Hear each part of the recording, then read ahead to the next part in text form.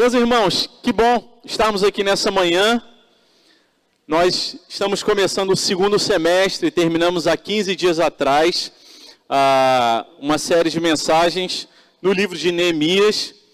E esse é talvez um dos momentos mais desafiadores na vida de um pastor, de uma igreja, é entender, discernir a vontade de Deus, procurar compreender para onde nós devemos seguir. E temos orado a respeito disso, temos buscado ao Senhor, e olhando para a igreja, conversando com várias pessoas, orando com várias pessoas, Deus tem colocado muito em nosso coração a ideia, o pensamento de que é tempo de pensarmos a respeito do tema quem somos como igreja. Quem é a igreja do Senhor Jesus? Quem é a Igreja Presbiteriana da Barra da Tijuca? Quem é eu, você e cada um de nós que compõe essa comunidade de crentes separados pelo Senhor? E nós louvamos a Deus, porque enquanto vamos orando e buscando, o nosso radar fica atento. A gente fala, Senhor, será que eu estou entendendo certo? É isso mesmo? A gente tem que pregar sobre a identidade da igreja, a gente tem que pregar e refletir sobre quem nós somos, muito além do que aquilo que nós fazemos, porque fazemos muitas coisas, temos muitas atividades, realizamos muitas ações, mas mais importante do que aquilo que nós fazemos é aquilo que a gente é, ou aquilo que foi conquistado na cruz para que nós nos tornássemos como igreja.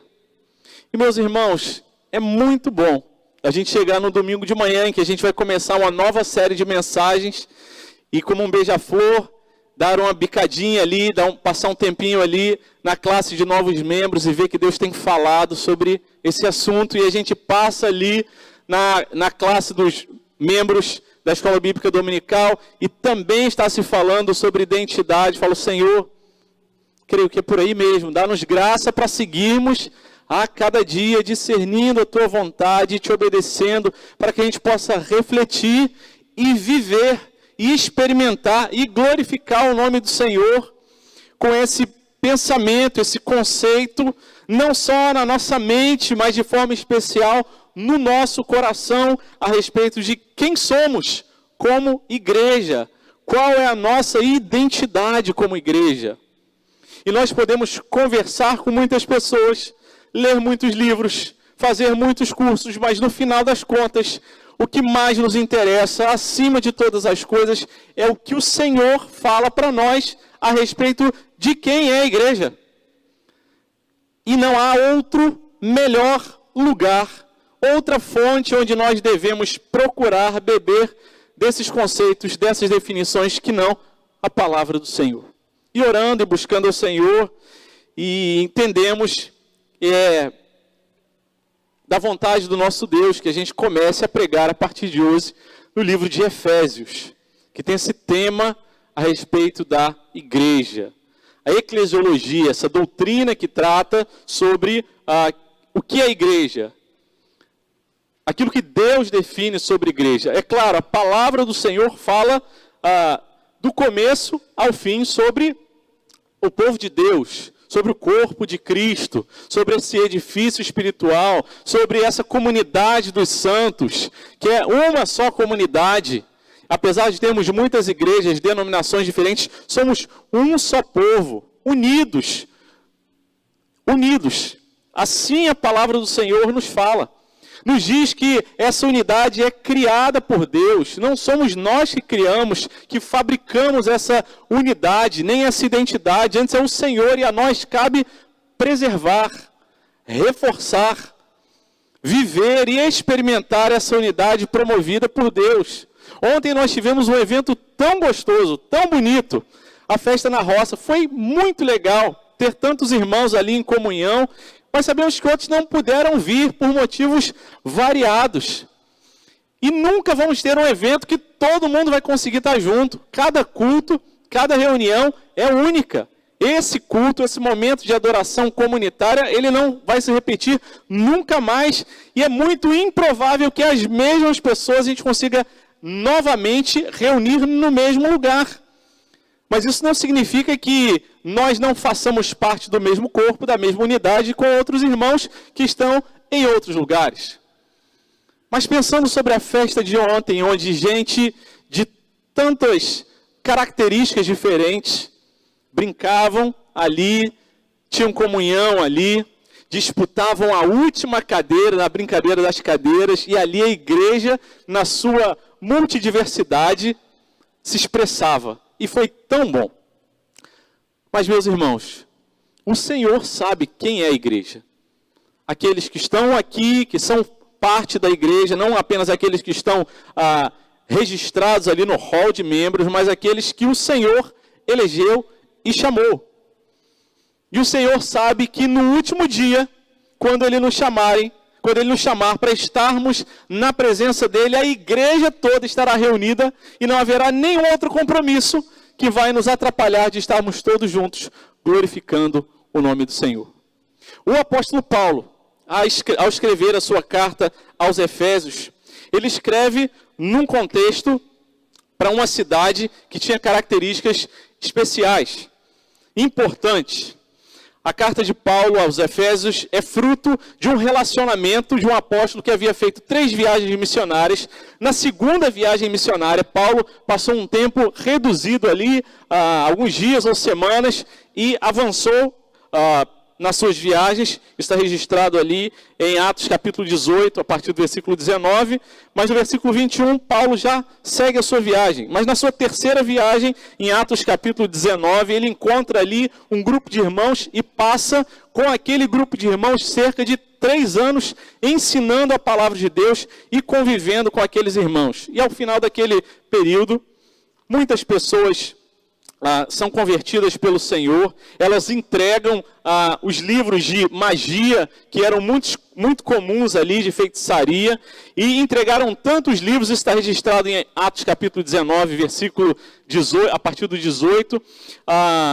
O valor calculado dos livros era aproximadamente de 50 mil denários, ou, se tentarmos converter para reais, daria aproximadamente 5 milhões de reais. Era muito livro, especialmente numa época em que os livros eram tão raros. Houve um mover de Deus ali na cidade de Éfeso. Deus olhou para aquele lugar e falou: eu tenho uma agenda, eu vou plantar na minha soberania a minha igreja nesse lugar. E a última cena de Paulo em Éfeso é uma cena de muito amor, emoção, em que os laços se expressam de forma muito profunda. Quando ele reúne a liderança daquela igreja e fala: orem por mim, eu estou indo para Jerusalém. E Deus já tem me falado que lá eu vou ser preso, já tenho entendido da parte de Deus que vou sofrer. E eles oram, choram, se abraçam e se despedem. Os laços, os vínculos são muito profundos de Paulo com essa igreja. Então Paulo vai para Jerusalém, depois ele passa por algumas outras situações de prisão, e finalmente, dizem aí os comentaristas, que da prisão de Roma, então Paulo escreve, quando preso em Roma, e na sua última prisão ali em Roma, no tempo em Roma, aproximadamente o ano 61 a 63, escreve essa carta que ele envia para Éfeso, para o povo, para a igreja de Deus ali de Éfeso. Por isso, a carta com esse título aos Efésios. Ela não é uma carta que tem um objetivo específico de tratar de algum problema, alguma coisa que estava acontecendo, que precisava ser resolvida, que precisava da intervenção do líder, mas é uma carta que o apóstolo Paulo louva a Deus pela fé dos Efésios e reforça os ensinamentos que haviam sido entregues ao povo naquele tempo em que ele conviveu ali aqueles aproximadamente 3 anos. É uma carta que tem 6 capítulos. Os 3 primeiros capítulos são uma parte mais doutrinária, fala da história do Evangelho, como Deus, ele formou um só povo, não mais judeus e gentios, mas um só povo, pela graça, misericórdia, por Jesus que uniu esses dois povos que antes eram separados, formando a igreja do Senhor, com gente diferente, mas eleita, escolhida, separada do mundo para a glória do nosso Deus. E no capítulo 1, nós vamos chegar nesse texto com a graça de Deus, nós temos o maior parágrafo da Bíblia, um parágrafo de louvor e adoração a Deus. Na Nova Almeida Atualizada, a versão Nova Almeida Atualizada tem alguns pontos, mas a Revista Atualizada, outra versão um pouco mais antiga, ela é mais feliz na tradução quando ela coloca só vírgulas e faz um parágrafo imenso, como se Paulo estivesse dizendo, tem tanta coisa que eu preciso dizer, de louvor, adoração, de bendizer ao nome do Senhor, e ele constrói esse imenso parágrafo dizendo, louvado seja o nome do Senhor, porque é nele que todas as coisas começam, e é por ele, é para ele que esse povo foi formado. E ele ora, ainda no capítulo 1, pelo povo ali da igreja de Éfeso, para que eles experimentem do poder da ressurreição do Senhor, para que eles possam ter paz com Deus e paz uns com os outros, formando esse mesmo corpo, um único corpo, o corpo de Cristo, o edifício espiritual do povo de Deus, da igreja. E do capítulo 4 até o capítulo 6, a segunda parte, é uma parte de ordem eminentemente mais prática, é a história do povo que deveria viver como um, que receberia dons, talentos, capacitações da parte de Deus, para que cada um pudesse ajudar a edificar esse corpo, para que cada um pudesse fortalecer o outro, pastorear o outro, exortar, animar, e juntos com os dons e talentos que Deus deu, eles possam crescer e edificar esse corpo para a glória do nosso Deus. A última parte ali, a partir da metade do capítulo 4 até o começo do capítulo 6, o apóstolo Paulo fala sobre as relações, os relacionamentos, sobre marido e esposa. Ele fala sobre relacionamentos de patrões e empregados, patrões e servos, e fala sobre os relacionamentos humanos que devem refletir o relacionamento que Deus tem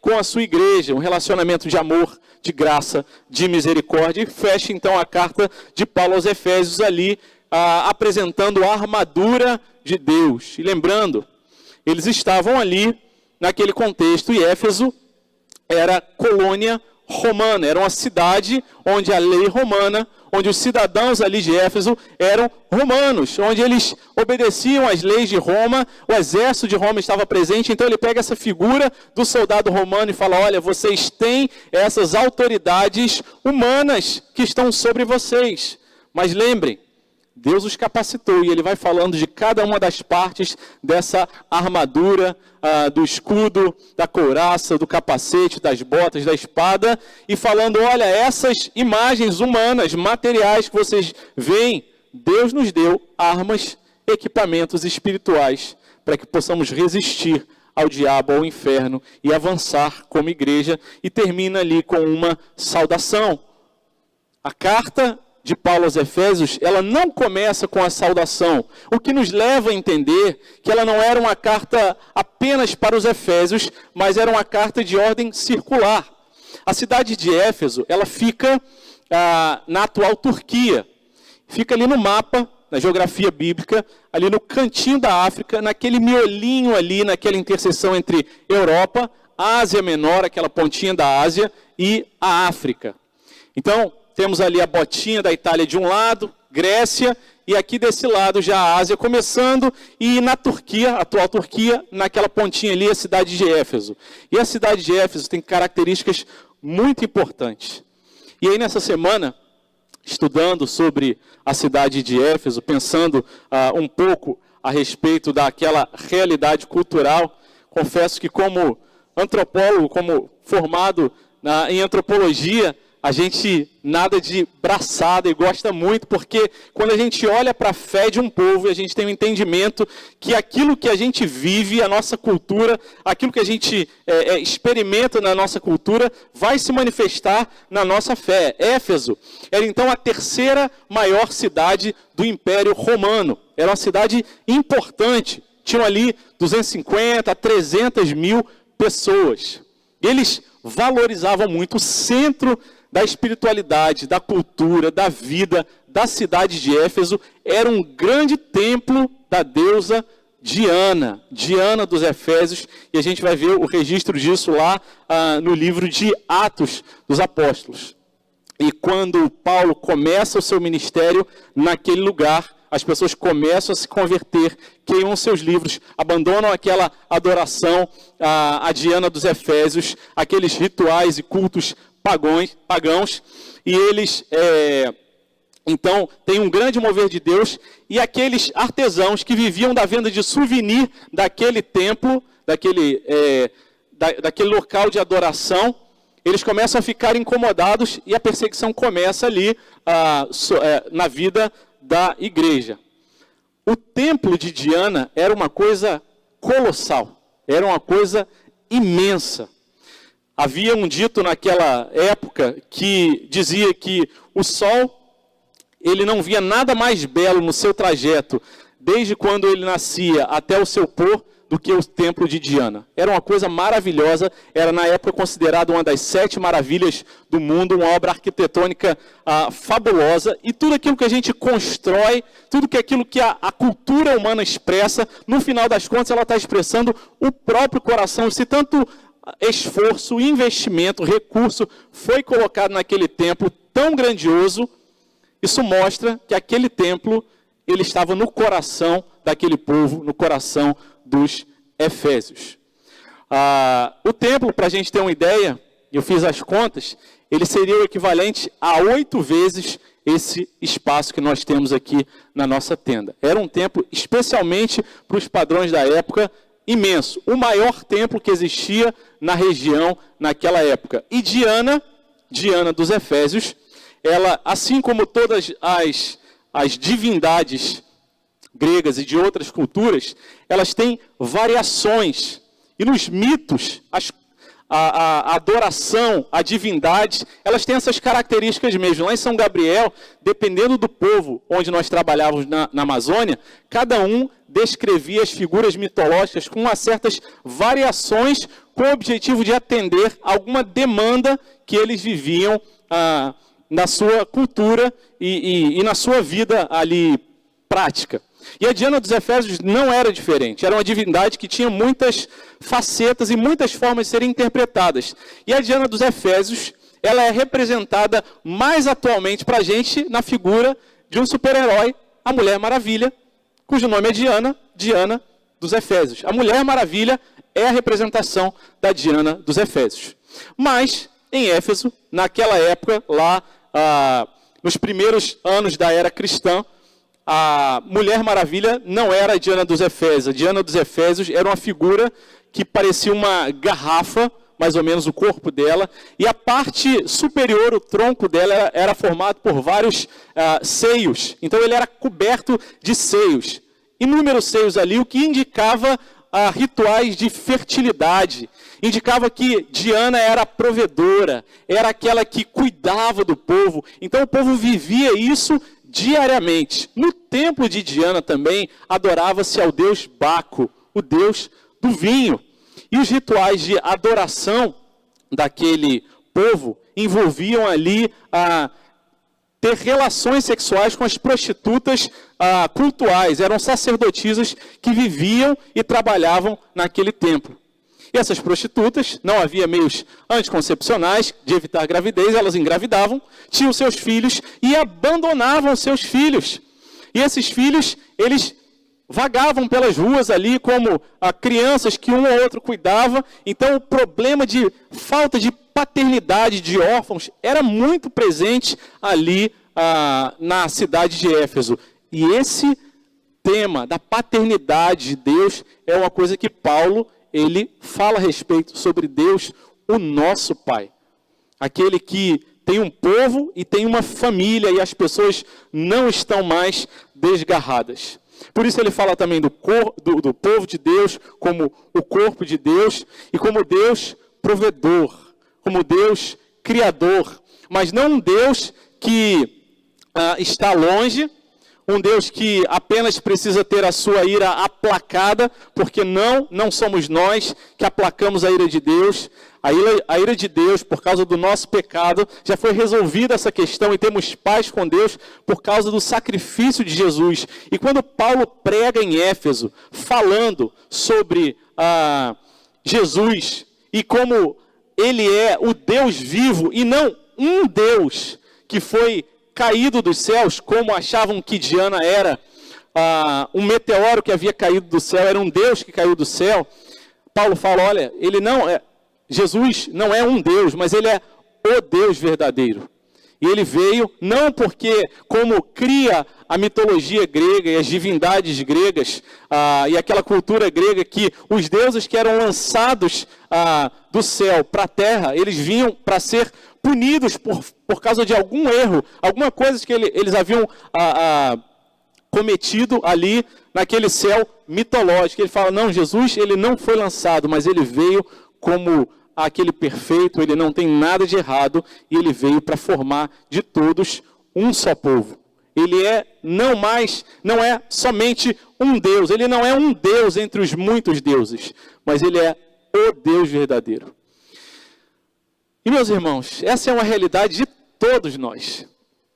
Tendo o privilégio de ter servido como missionário, nós temos o desafio e o privilégio de olharmos para outras culturas e reparar o contraste, as coisas que aparecem que a gente não percebe na nossa própria cultura. Por exemplo, em São Gabriel, quando nós começamos a evangelizar, a falar de Jesus para o indígena, nós contamos para ele que ele é Deus, o Deus Criador, o Deus que se faz presente, provedor, que continua com a gente, que não abandonou a sua criação e que nós podemos falar com ele.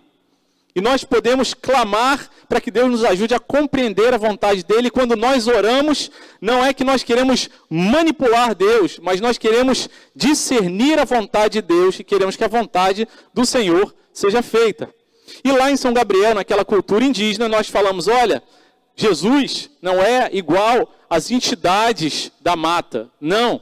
Jesus não é o Anti, aquele que anda por aí como, talvez na cultura brasileira a gente ia chamar de Curupira. É mais ou menos o mesmo, a mesma divindade ali. Jesus não é esse, mas ele é o Todo-Poderoso, é o Senhor, todas as coisas estão debaixo dos seus pés, e ele nos ama, ele não nos pune segundo os nossos pecados, antes ele tem misericórdia de nós. E talvez olhando para a cultura indígena, a gente fala assim, não, mas são eles que são assim, que endeusam as coisas, que acham que Jesus está no mesmo patamar de outros. E volto a trazer a mesma imagem mental que Deus colocou no meu coração quando chegava aqui no Rio de Janeiro pela primeira vez. O avião sobrevoava ali o aeroporto Santos Dumont e Deus falou, olha, esse é o seu novo campo missionário. Nós também temos na nossa cultura indígena os nossos deuses. E muitas vezes, consciente ou inconscientemente, nós queremos trazer esses deuses, essa segurança que nós colocamos nas coisas, na cultura, no sistema, no funcionamento da nossa sociedade, no mesmo patamar de provisão e de confiança que nós temos no nosso Deus. E o desafio do Senhor para as nossas vidas, lendo, expondo, meditando a respeito na carta de Paulo aos Efésios, é olhar e falar, Senhor, tem misericórdia de nós e ajuda-nos a identificar na nossa sociedade, no Rio de Janeiro, no ano 2022, aquilo que a gente tem colocado num patamar maior do que deveria estar, e às vezes querendo se igualar ao Senhor. Tem misericórdia dos nossos corações, porque talvez nós possamos até pensar, até declarar a nossa fé, mas o desafio da palavra do Senhor é que a gente possa olhar para o nosso próprio coração e ficar atento não apenas àquilo que a gente fala, às nossas ações, mas especialmente nas nossas reações. E é a respeito disso que eu quero compartilhar e conversar com vocês nessa manhã. As nossas reações, aquilo que nós produzimos sem pensar muito, aquilo que quando estamos passando por um momento de dificuldade, por um momento de sofrimento, quando nós somos esmagados e precisamos responder sem muito filtro, sem pensar muito, é isso que nós somos. Essa é a nossa identidade. Porque quando tudo está bem, a saúde está boa, o bolso está com dinheiro, a gente está tranquilo, não tem ninguém te perturbando, é fácil a gente se expressar de uma forma tranquila, cortês, agradável. Mas quando os problemas e as dificuldades vêm, e eles vêm para todos nós, quando alguém persegue você, quando alguém fala mal de você e seu coração se revolta, se ira acima daquilo que a palavra de Deus nos ensina, ou se ele se reduz e a autoestima te joga lá para baixo, você fala, eu não tenho valor, quando a palavra de Deus fala, eu tenho valor. A forma como nós reagimos fala muito a respeito da nossa identidade, quem nós somos. E louvado seja o nome do Senhor, pela graça e misericórdia dEle, que fala, meus filhos, minhas filhas, eu conheço o seu coração, as suas reações, mas eu quero, e eu tenho trabalhado, para formar em você a identidade de filho de Deus, filho amado e de igreja amada, que Deus tem planejado e tem determinado. Quero conversar com vocês nessa manhã, quero ler junto com vocês apenas 2 versículos do livro de Efésios, no capítulo 1. A palavra do Senhor, ela nos diz assim, Efésios capítulo 1, versículo 1.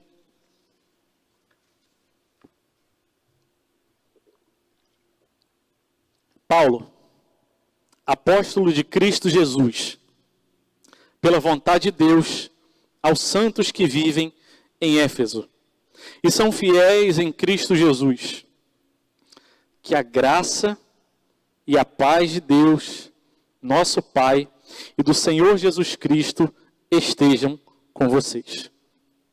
A carta de Paulo aos Efésios, como já falei, ela não começa com uma saudação específica, mas ela é uma carta de ordem geral. Alguns comentaristas a chamam de a rainha das cartas. E depois da carta de Romanos, tão profunda na sua teologia e nos ensinos doutrinários de forma geral, mas também organizada, a carta de Efésios é essa que tem uma grande profundidade teológica e doutrinária também.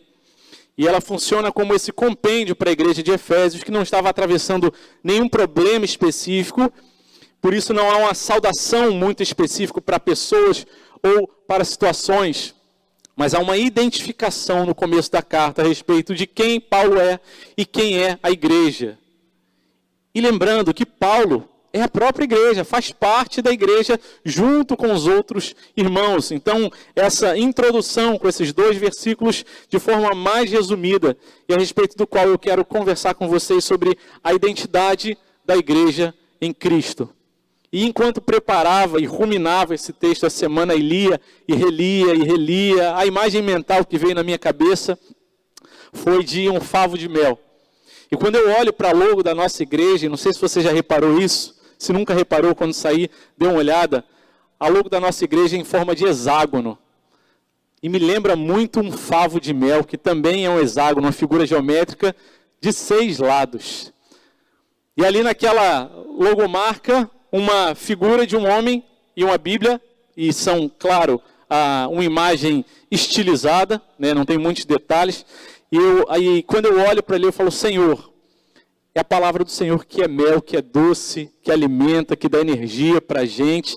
E meditando nesse texto nessa semana, veio muito à minha mente o favo de mel. E não sei quantos aqui tiveram já a oportunidade na sua vida de pegar e colocar um favo de mel na boca e mastigar ele um pouquinho. Ele é feito de cera, mas a sensação é tão boa, misturado ali com aquele mel, com aquela doçura. E quando a gente medita na palavra do Senhor e volta, e lê mais uma vez, esse é o sentimento do nosso coração, da nossa mente, da nossa alma. Senhor, que bom que a gente tem a Tua palavra, que o Senhor deixou registrada para nos alimentar e para nos animar. E a palavra do Senhor fala sobre a identidade da igreja. Paulo então começa se identificando quem são aqueles destinatários dessa carta. E na primeira parte, quando diz Paulo, apóstolo de Cristo Jesus, pela vontade de Deus, nós podemos já aprender um pouco sobre a identidade da nossa igreja, a identidade da igreja em Cristo. A formação da nossa identidade, Deus redime e reorienta a nossa história. A primeira palavra do livro, da carta de Efésios é Paulo. Paulo, nós conhecemos a história dele, o livro de Atos relata a sua caminhada, relata como ele foi criado ali e educado aos pés de Gamaliel, relata ali quando Estevão foi apedrejado em Atos no capítulo 7, ele era testemunha ali e segurou as vestes daqueles que apedrejaram e consentia na morte de Estevão ali no capítulo 8. Depois vai avançando no capítulo 8, no versículo 3, diz que Paulo não só mais consentia com a morte de Estevão, mas ele mesmo começou a se envolver de forma mais profunda na perseguição dos cristãos. E fala ali que depois ele já estava pedindo cartas para ir perseguir os crentes e prender os crentes, os cristãos, e pediu cartas ali para sinagogas de Damasco. E essas expressões, elas não estão à toa na palavra de Deus. Aquele que pedia cartas para condenar é agora aquele que, tendo a sua história sido redimida, aquele que escreve cartas que proclamam a libertação. Louvado seja o nome do Senhor, porque é assim que a nossa identidade é construída, porque Deus redime o seu povo. Redimiu aquele homem, Paulo, o nome de Saulo também, e o seu nome Paulo ali mostra a história dele, a gente conhece a história dele. E Deus conhece a história de cada um de nós. E em Jesus, a nossa história, que antes era de inimigo de Deus, ela é redimida. E a misericórdia de Deus nos transforma de perseguidores em proclamadores. E é por isso que Paulo, na segunda carta aos Coríntios, capítulo 3, versículo 3, ele diz: vocês manifestam que são cartas de Cristo. Aquele que pedia cartas para condenar, agora envia cartas para libertar as pessoas. Paulo, um nome, uma história, assim como cada um de nós, com um nome, com uma história que Deus conhece. Deus sabe o que você passou, sabe como você já foi rebelde, ou tem sido rebelde, mas não desiste e redime a sua vida. Paulo, apóstolo de Cristo Jesus. Paulo, apóstolo de Cristo Jesus. Na formação da nossa identidade, Deus não apenas redime a nossa história, mas ele reorienta. Paulo, que era um perseguidor, passa a ser um proclamador. Ele é aquele que foi chamado por Deus para ser apóstolo. E sim, queremos dar destaque aqui no sentido, no significado mais simples da palavra apóstolo, aquele que é enviado, e não no sentido mais complexo, teológico, daqueles que foram os que receberam a ressurreição, a notícia, e foram testemunhas diretas ali da ressurreição de Jesus, e receberam um chamado direto de Jesus. Nesse sentido, só os apóstolos, os 12 apóstolos, Paulo e mais os 11, esses foram chamados de apóstolos. Mas no sentido mais comum, mais simples, todos nós fomos enviados por Deus. Tivemos a nossa história redimida e foi nos dado uma nova missão. Nós não apenas fomos salvos, resgatados, mas a nós foi dada uma tarefa, ou melhor, a oportunidade e privilégio de se envolver nessa tarefa de proclamação das boas novas, de expansão do reino de Deus, de saber que fomos salvos com um propósito para glorificar o nome do Senhor, que assim as nossas boas obras sejam vistas pelos homens, eles possam glorificar a Deus. Paulo, apóstolo de Cristo Jesus. Pela vontade de Deus. Paulo não foi voluntário para dizer: Senhor, eu estou aqui, eu vou servir o Senhor. Não. Ele foi chamado pela vontade, pela soberania de Deus.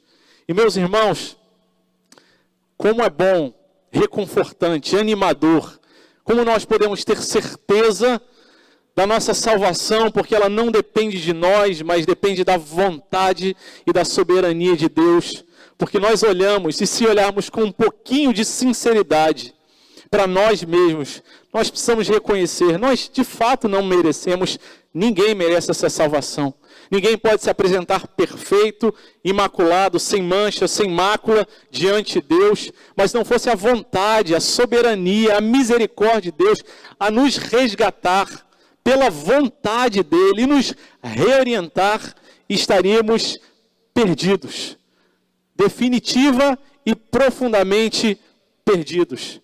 Mas pela vontade de Deus, nós fomos salvos, alcançados, enviados pelo Senhor, cada um de nós, no contexto onde você vive, no contexto onde você trabalha, no contexto onde Deus já te plantou, no contexto onde Deus plantou essa igreja. A identidade da igreja não está baseada, em última instância, nas suas capacidades, nas oportunidades que tem ao redor, mas na vontade e na soberania do nosso Deus.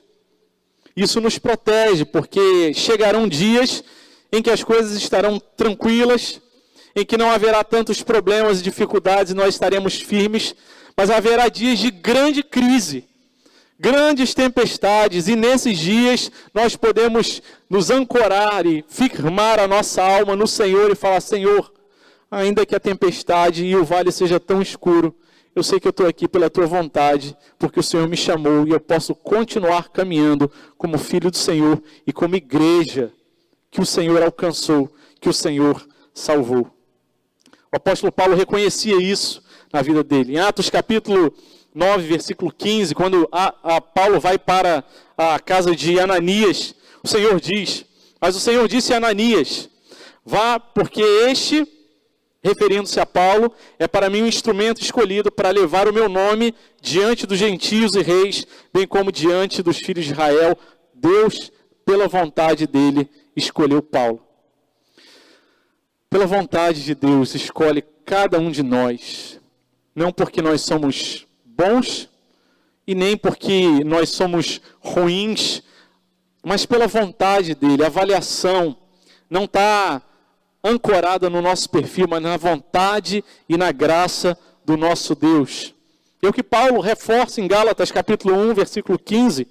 Mas quando Deus me separou antes de eu nascer, Paulo afirma, me chamou pela sua graça e achou por bem revelar seu Filho em mim, para que eu pregasse entre os gentios. Não desiste. Não acha que você está nessa vida, fruto do acaso e do destino, mas é pela vontade de Deus. O Deus que te chama e te sustenta para você continuar caminhando. Paulo, apóstolo de Cristo, pela vontade de Deus. Um povo que é chamado, um povo que é redimido por Deus e reorientado. Meus irmãos, isso tem acontecido em nosso meio, temos escutado testemunhos, histórias, temos visto a manifestação de Deus no Rio de Janeiro, no estado do Rio de Janeiro, no nosso país, nos campos missionários, em outros países, Deus redimindo e reorientando e dando ao povo a identidade que começa nele e passa por ele e aponta para Deus em todos os aspectos. Nós tivemos, nos últimos anos do nosso campo missionário, o privilégio de ouvir a respeito do povo Yurupidé, que era um dos povos minoritários, um dos pequenininhos lá da região. A população do povo era mais ou menos 500 pessoas. E era um povo que estava diminuindo, como outros povos da região, por causa de práticas como alcoolismo, estava diminuindo o número do povo. O povo Dão, o menor dos povos ali da região, chegou a ter menos de 100 pessoas. O que significa dizer que o povo Dão tinha menos gente do que nós temos aqui nessa manhã. E isso é um perigo terrível, porque se aquele povo, se aquelas últimas pessoas que já estavam até perdendo a língua morrerem, um tesouro cultural, e não só cultural, mas um tesouro que Deus plantou, iria se perder. E o evangelho chega para o povo Dão, e os Dão se convertem, e começam a ter uma transformação, e entre elas, uma que muito marca o povo Dão, é que eles pararam de beber, e eles que chegavam a beber até desodorante, de tão grave que era a condição de alcoolismo deles, e eles começavam a abandonar aquelas práticas, e as pessoas começaram a ter mais saúde, o evangelho começou a transformar a palavra do Senhor ali, eles voltaram a crescer, e hoje já são mais de 300, porque Deus é o Deus que chama um povo, redime e reorienta aquele povo. Sobre o Zurupidé, que eu falei no começo, era um povo que também estava diminuindo, e o povo se converte. E uma característica do povo lá, já falei sobre o alcoolismo, é que eles têm a sua produção de mandioca, que é uma produção muito comum na região. Eles fazem farinha e beiju, que é parecido aí com a nossa tapioca, só para você ter uma ideia. Só que a produção desses povos minoritários, os pequenininhos mesmo, tem uma população pequena, normalmente mal dava para eles se sustentarem. Mas o evangelho chegou no Zurupidé também, redimindo, reorientando aquele povo. E chegou naquele povo, e eles que eram um povo que mal tinham para sobreviver, para ter a sua própria subsistência, foram resgatados, e aquele recurso da natureza que eles usavam para produzir o caxiri, que é uma espécie de cerveja, uma espécie de bebida alcoólica fermentada ali a partir da mandioca, era muito usado para aquilo, parou de ser usado naquele contexto, e eles começaram a produzir, até inclusive excedente de produção, e a qualidade de vida daquele povo começou a melhorar, porque o evangelho chegou e começou a mudar coisas. E não, os missionários não vão para destruir a cultura. Sim, há coisas que são mudadas na cultura, mas o evangelho redime, o evangelho reorienta, e o evangelho, ele produz na vida de um povo a restauração da sua cultura para que ele glorifique o nome de Deus, e assim Deus também faz nas nossas vidas. E não só redime, mas ele reorienta. E do meio do Zurupidé já tem saído missionários indígenas para pregar para outros indígenas da região, onde, por enquanto, os não indígenas ainda podem chegar. Sublinha a palavra, por enquanto. Deus tem levantado povos e gente, e tem feito assim também no nosso meio, na sua escola, no seu trabalho, na sua vizinhança. Redime e reorienta, para que você seja igreja. Não por aquilo que nós fazemos, mas por aquilo que na cruz já foi feito por cada um de nós. A carta de Paulo segue, em primeiro lugar, ele apresenta a si mesmo, Paulo, apóstolo de Cristo Jesus, pela vontade de Deus. Ele era também parte da igreja do Senhor, da igreja universal do Senhor. E ele destina a carta aos santos que vivem em Éfeso e são fiéis em Cristo Jesus. Deus, na formação da nossa identidade, ele nos separa, nos dando fé em Cristo no contexto em que nós vivemos. Deus, ele nos separa. Ele registra, Paulo registra aos santos que vivem em Éfeso. Aos santos. Paulo se dirige àqueles crentes, essa carta era para os crentes de Éfeso, para os cristãos de Éfeso, aqueles que eram santos. Não porque fossem perfeitos, não se trata desse sentido de aqueles que não têm pecado, que não têm erro, mas aqueles que foram separados, é o sentido da palavra santos nesse contexto. Aqueles que foram separados do mundo. Estão no mundo, vivem no mundo, mas não são mais do mundo. Foram separados por Deus. A igreja é a comunidade dos santos. Vivemos no mundo. Nos relacionamos com pessoas que ainda não são salvas, que nem sabemos se são ou não eleitas, mas fomos separados por Deus. A obra de eleição do Senhor nos alcançou, nos chamou, nos regenerou, trouxe arrependimento e fé para as nossas vidas e nos tornou santos, separados. Nos colocou nesse processo em que Deus já nos justificou, nos adotou como filhos dele e nos deu a possibilidade, a oportunidade de vivermos como santos nesse mundo. Nós fomos separados. Fomos criados por Deus, mas vivíamos longe dele por causa do nosso pecado. Mas Deus olhou para um povo, olhou para pessoas de acordo com a soberania, com a vontade de Deus, dele, falou, eu quero separar, e ele começa a separar. E a carta de Paulo aos Efésios fala sobre como Deus separou primeiro um povo, o povo de Israel, e ele fala ali, mais ou menos na metade da carta, como Deus ele formou de todos, não apenas judeus, mas judeus e gentios, um povo, a sua igreja. E ele faz isso, santos e separados. Pedro fala sobre isso também, 1 Pedro, capítulo 2, versículo 9, vós, porém, sois raça eleita. Vocês foram escolhidos, sacerdócio real, nação santa, povo de propriedade exclusiva de Deus, a fim de proclamarmos as virtudes daquele que vos chamou das trevas para a sua maravilhosa luz. Deus separou a gente.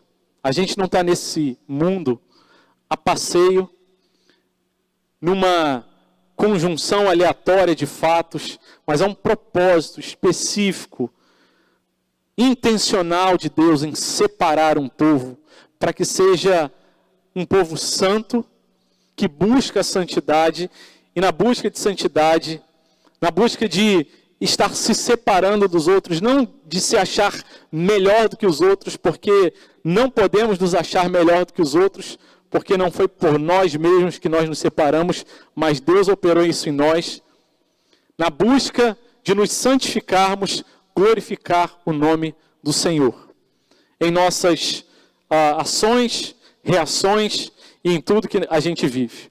O povo, aos santos que vivem em Éfeso, Deus chama um povo num contexto específico. Aqueles que viviam em Éfeso, naquela cidade de tanta idolatria, assim como nós vivemos no Rio de Janeiro nesse tempo.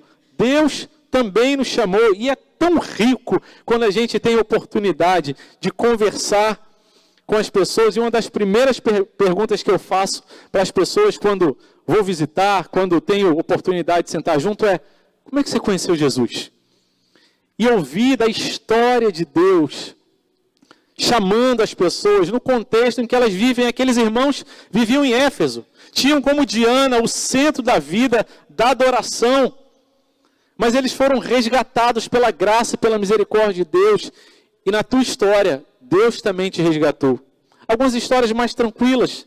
Eu nasci numa casa em que meus pais eram crentes, e eu fui para a igreja, e para falar a verdade, eu nem sei exatamente o dia que eu me converti, mas eu estou aqui, eu sei que Deus me chamou. Outras histórias mais difíceis, de lutas, de abandono, de traumas, de dores e sofrimentos, mas nesses contextos também, Deus se mostra gracioso e amoroso, e salva, escolhe, e define: esses são os santos que eu separei, que vivem em Éfeso, e são fiéis em Cristo Jesus. São fiéis em Cristo Jesus. Deus, na formação da nossa identidade, Ele nos separa e nos dá fé. E, meus irmãos, que informação, que ensinamento para acolher o nosso coração, e onde o nosso coração pode descansar. É Deus quem dá fé para a gente crer. Deus quem coloca no nosso coração. Nós estávamos mortos em nossos delitos e pecados. Nós estávamos longe de Deus, éramos inimigos dele. Se não fosse pela graça e misericórdia que nos dá fé, que nos regenera, não seríamos crentes. E a expressão fiéis aqui, fiéis em Cristo Jesus, não está dizendo que são aqueles fiéis que nunca erram, não, mas são os crentes. A gente poderia traduzir essa palavra, parafrasear a palavra fiéis aqui como aqueles que são crentes em Cristo Jesus. Aquilo que define a sua vida, aquilo que você acredita, aquilo que no final das contas é o que você expressa nas suas reações.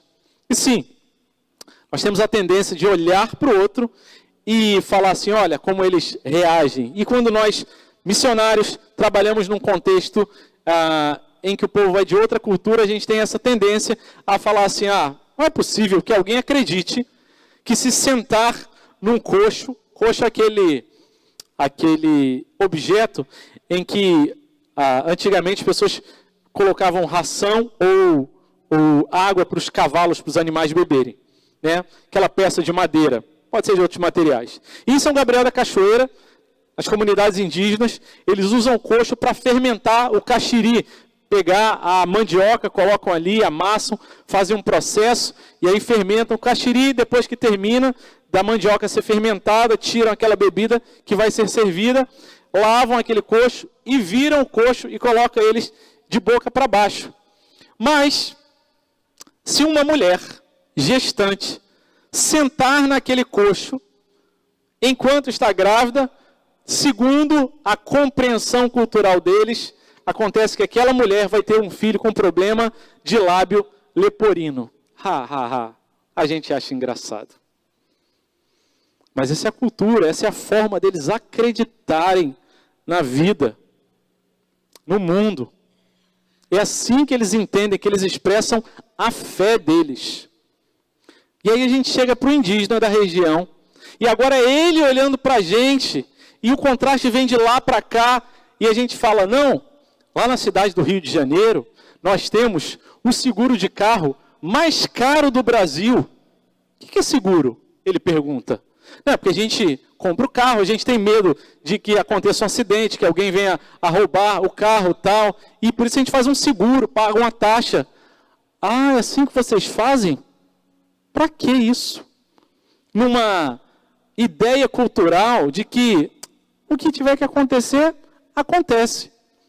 Mas quando ele faz essa pergunta, dá um clique na nossa cabeça e a gente olha com sinceridade para o nosso próprio coração, pensamentos e práticas, e a gente fala, qual de nós, quando compra um carro, e aí vai na concessionária, ou vai na loja, ou compra o carro, e aí fala assim, não, eu não posso sair com o carro não, porque ele ainda não tem seguro. E aí quando você consegue pagar a primeira parcela do seguro, aí o funcionário fala, não, agora seu carro está segurado, pode sair tranquilo. E a gente sai tranquilo da loja. Não é porque Deus está segurando e cuidando do nosso carro, a gente sai tranquilo porque a gente fez o seguro. Atire a primeira pedra aquele que nunca teve esse sentimento. Meus irmãos, é assim que a gente expressa a nossa fé. Porque a gente fala, não, agora sim eu posso ficar tranquilo. Não! Quem guarda a gente não é o seguro do carro. Não é a nossa conta bancária, não é a nossa condição de saúde. É Deus. Quem guarda a gente, a nossa fé, está nele. Aos fiéis em Cristo Jesus. Foi Ele que deu isso para a gente. E essa é a característica da igreja. Aqueles que expressam, que vivem essa fé como coisa mais importante da vida. Ainda não chegamos lá, a gente reconhece isso. A gente sabe disso. Mas é assim que a palavra de Deus define igreja. Os crentes, os que acreditam de verdade que Deus dá graça e misericórdia para que eles possam continuar crendo. Terceiro e último lugar, Deus forma a nossa identidade, nos dando uma condição de graça e paz. Versículo número 2. Leia comigo, por favor. Que a graça e a paz de Deus, nosso Pai, e do Senhor Jesus Cristo estejam com vocês. Que a graça e a paz. Pensei muito, orei, refleti muito. Acordei até um dia à noite pensando a graça de Deus. Que coisa profunda e maravilhosa que nos alcançou. Que olha para a gente e vê, são pecadores, miseravelmente perdidos, inimigos de Deus, mas um Deus amoroso e gracioso nos alcançou, acolheu e abraçou. A graça de Deus. Graça e paz de Deus. Essa expressão que aparece, aliás, esse versículo, que a graça e a paz de Deus, nosso Pai do Senhor Jesus, esteja com vocês, aparece 7 vezes nas cartas de Paulo, na carta aos Romanos, 1 aos Coríntios, Colossenses, Efésios, Filipenses, 2 Tessalonicenses e Filemão, aparece esse mesmo versículo, uma saudação que já dá ali para o povo, além da identidade, um micro resumo daquilo que ele ia falar para frente. A graça era uma expressão que Paulo usa ali como a graça de Deus, mas era uma expressão que na sociedade, naquele tempo, era comum as pessoas na sociedade greco-romana ali se saudarem com a graça. Significaria dizer mais ou menos, bom dia, espero que esteja tudo bem com você.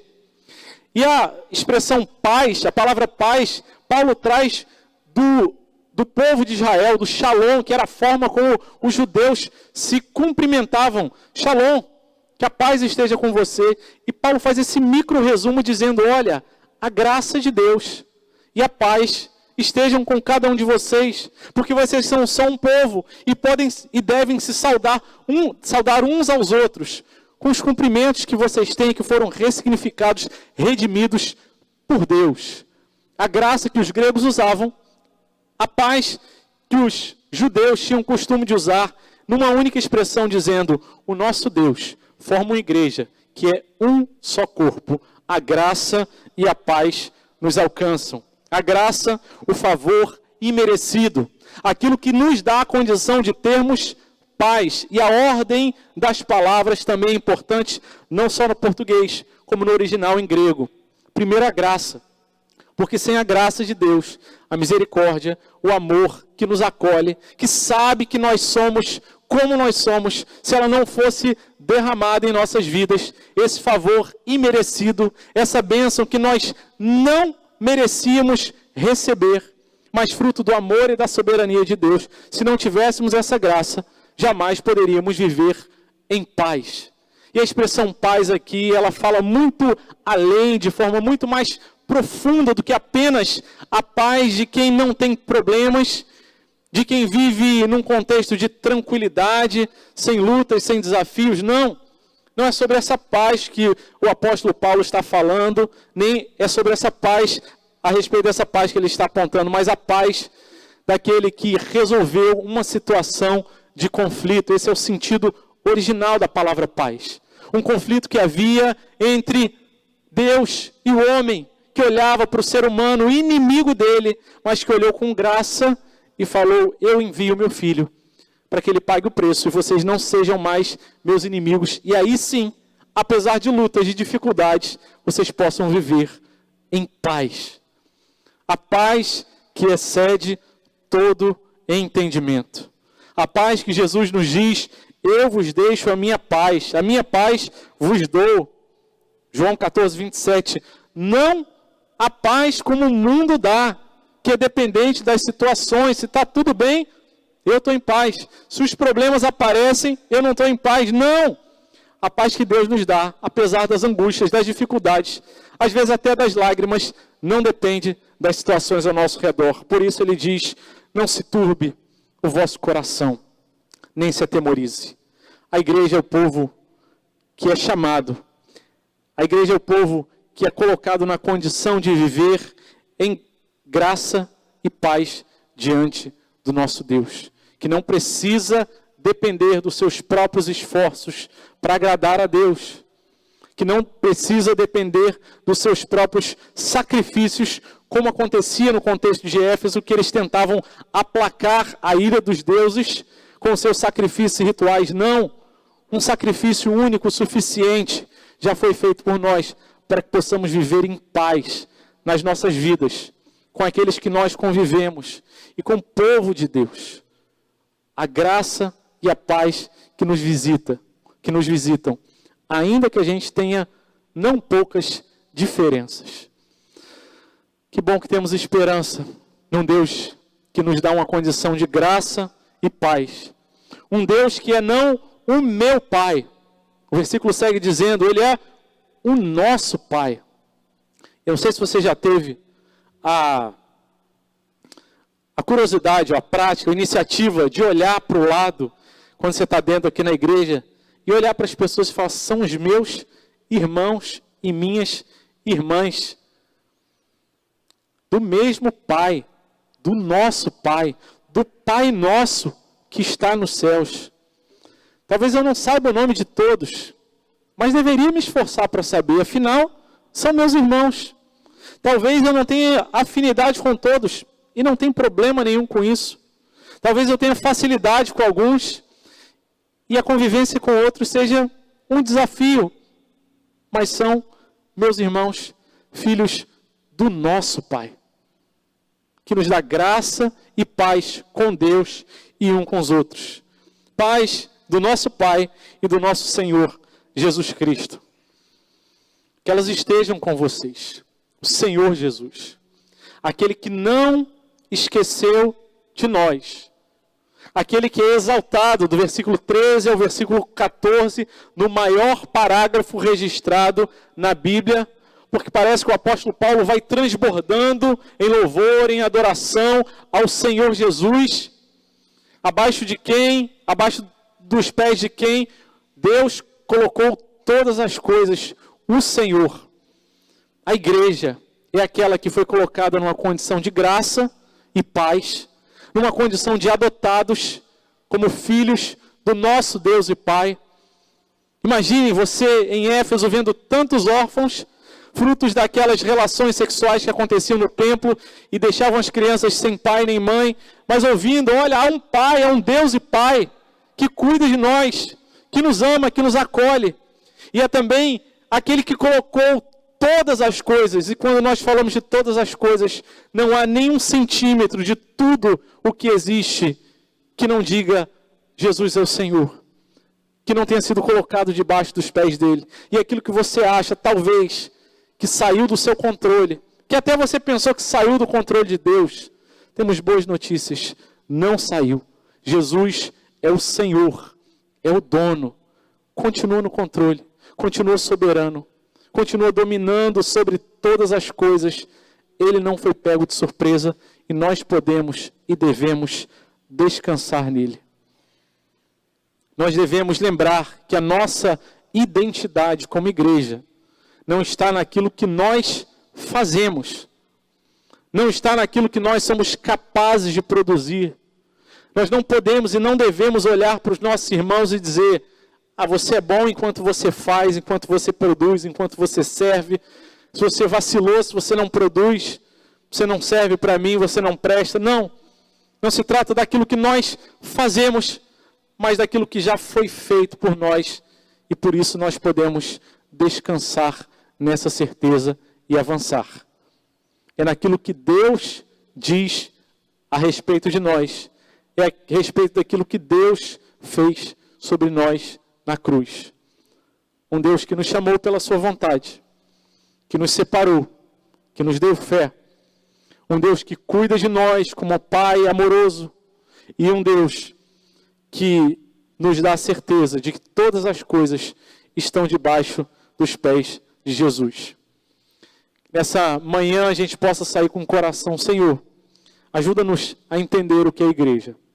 Quero encorajar você, durante esse período, o livro de Efésios tem só 6 capítulos, dá para a gente ler e reler nas próximas semanas, muitas vezes. Faça esse exercício, leia, peça que o Senhor fale ao seu coração, releia, decore, memorize os versículos, para que a gente possa entender da parte de Deus quem nós somos e devemos ser como igreja do Senhor Jesus. Vamos fechar os nossos olhos, mais uma vez, baixar nossa cabeça e orar ao Senhor, em nome de Jesus. Deus amado, louvado seja o teu nome. Nós agradecemos ao Senhor pela tua palavra, que é o mel que nos alimenta, que cura a nossa alma, que fortalece e firma os nossos pés, o nosso coração, e que define aquilo que nós somos, não a partir das nossas impressões, sentimentos, mas a partir daquilo que o Senhor define. Oh Deus amado, o Senhor permaneça com a gente, e aquilo que foi compartilhado, refletido nessa manhã, aquilo que o Senhor trouxe aos nossos corações e mentes, que teu Espírito Santo faça cair numa terra que vai gerar frutos para a glória do Senhor. Cuida de cada um de nós, ajuda-nos a descansar naquilo que o Senhor já fez por nós. Oramos com gratidão, com temor e tremor, com louvor ao teu nome, em nome de Jesus. Amém. Amém.